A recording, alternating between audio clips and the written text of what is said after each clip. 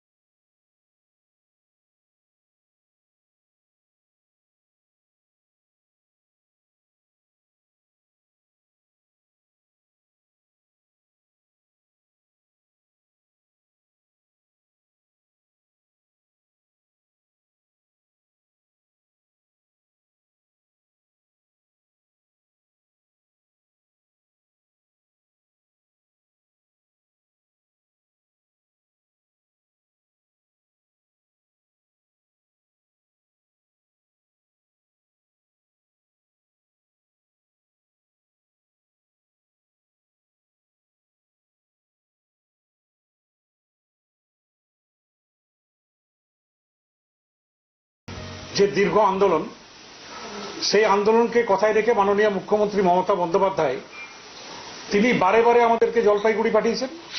আমরা প্রায় 4 মাস আগে সার্কিট বেঞ্চের ওপেনিং এর জন্য কেন্দ্রীয় সরকারকে চিঠি লিখি এবং সম্পূর্ণ রাজনৈতিক উদ্দেশ্য প্রণোদিতভাবে 4 মাস এই ডেট ডিক্লারেশনটাকে আটকে রাখা হয়। কিন্তু কালকে যদি এই ইনোগ্রেশন করা হয় তাহলে ধরে নিতে হবে যে আমাদের দেশের প্রধানমন্ত্রীর দুটো কানি কাটা। লোকসভার বিউগল বেজে গিয়েছে, রাজ্যে বারবার ছুটে আসছেন মোদী, অমিত শাহ থেকে রাজনাথ, যোগীরাও। তারই মাঝে ফের একবার সার্কিট বেঞ্চ নিয়ে সরগরম রাজ্য রাজনীতি। ব্যুরো রিপোর্ট, জি 24।